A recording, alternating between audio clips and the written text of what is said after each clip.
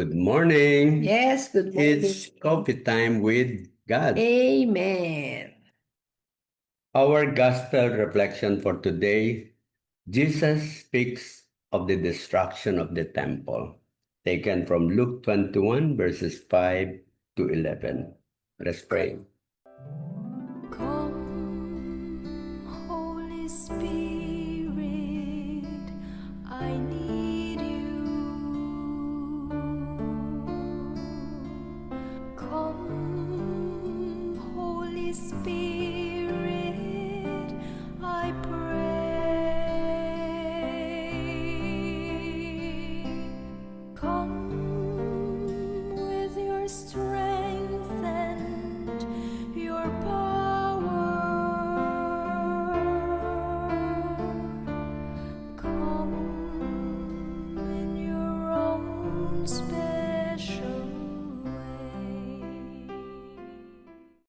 A reading from the Holy Gospel according to Luke. While some people were speaking about how the temple was adorned with costly stones and votive offerings, Jesus said, "All that you see here, the days will come when there will not be left a stone upon another stone that will not be thrown down." They asked him, "Teacher, when will this happen? And what sign will there be when all these things are about to happen?" He answered, "See that you are not deceived, for many will come in my name, saying, 'I am he,' and the time has come. Do not follow them. When you hear of wars and insurrections, do not be terrified, for such things must happen first, but it will not immediately be the end." Then he said to them, "Nation will rise against nation, and kingdom against kingdom. There will be powerful earthquakes, famines, and plagues from place to place, and awesome sights and mighty signs will come from the sky." The Gospel of the Lord.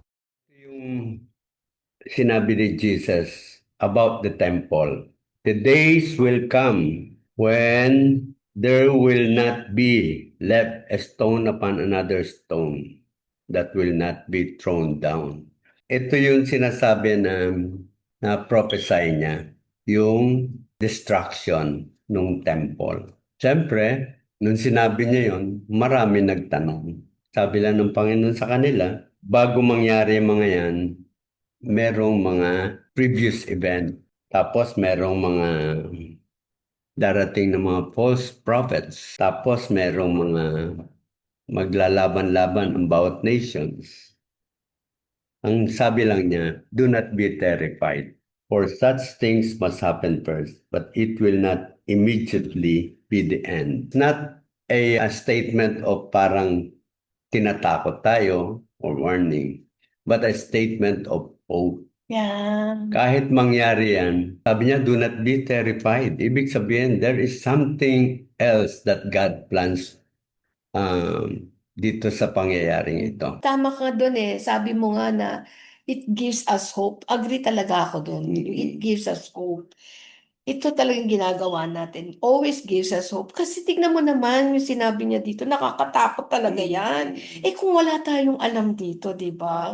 Mahirapan tayo. Kaya sinabi niya dito na yung no stones will be left. Ang bibigat po nung mga bato na yun. Tayo pa kaya tao tayo, di mo? Kung tamaan tayo ng bato, di ba?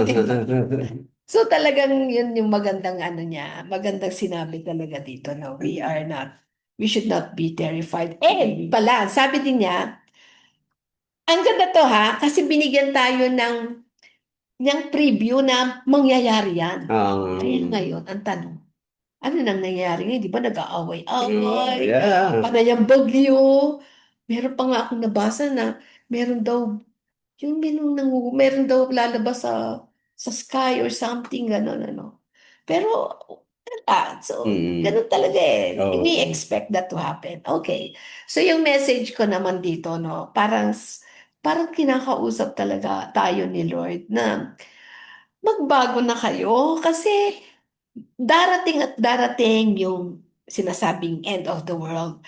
But, because God loves us so much, sabi niya, it will happen, but hindi pa agad-agad yan. Kasi binibigyan pa niya talaga tayo ng pag-asa.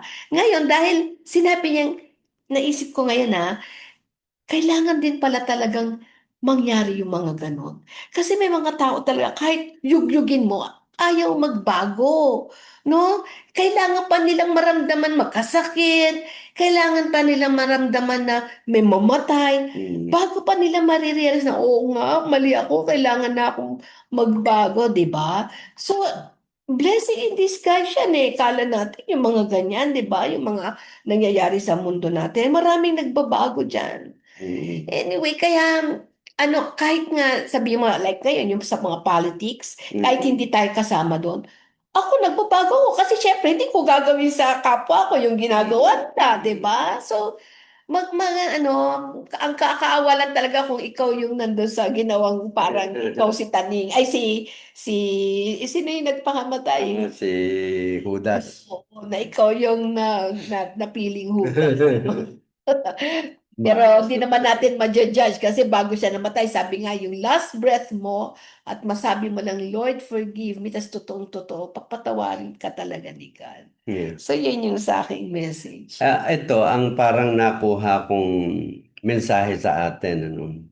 Sabi mo nga, mga nakakatakot distraction, gera, tapos yung bagyo, lindol, lahat yung mga nakakatakot. Pero meron siya isang sinabi bandang uli awesome sights Yes. and mighty sights will come from the sky. Nga yung mga UFO. Oo, yun. Ganon. Hindi, I don't think. Mga parang something na parang Di ba parang sa...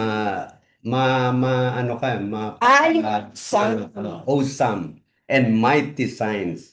Yun yung mga makikita natin sa langit. Yung iba nangyayari dito sa mundo. So, meron din doon sa... Kaya nga, yung prediction niya, it is a prediction that any kingdoms here on earth ay mawawala yan, mawawasak yan.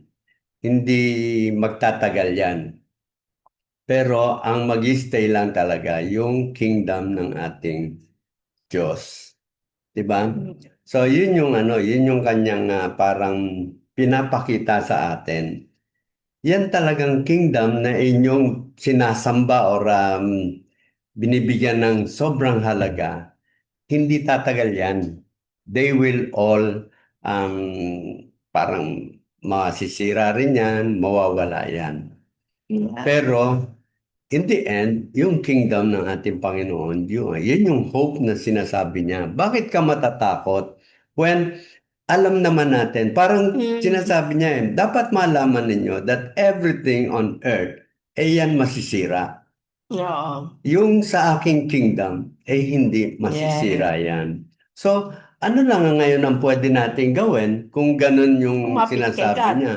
That means, look up to beyond the earthly things. Yeah. Dapat ang ating mga tinitingnan ngayon is something na yung para sa heaven, yung ating tinatawag na eternal life. Yes. Alam mo na nasabi na niya yan noon sabi ni Jesus yung temple na yan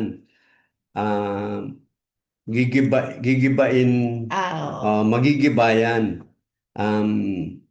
pero in 3 days itatatag ko yan, itatayo ko yan. Di ba?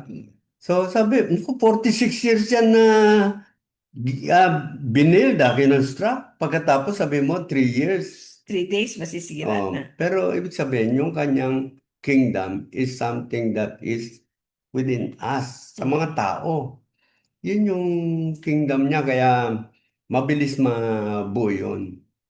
So, yan yung mga dapat pagka merong ganyan nakakatakot na prediction, tingnan natin yung kabuuan ng gospel. Ang sinabi ng gospel, don't be terrified.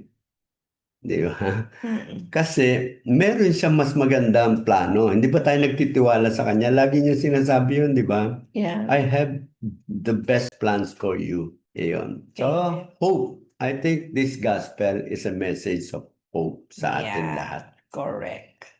Amen. Okay. I say amen. Yeah. Okay, see you tomorrow. In our coffee time with God. Yes. Nakakatawa. Sinagot mo yung sasabihin ko.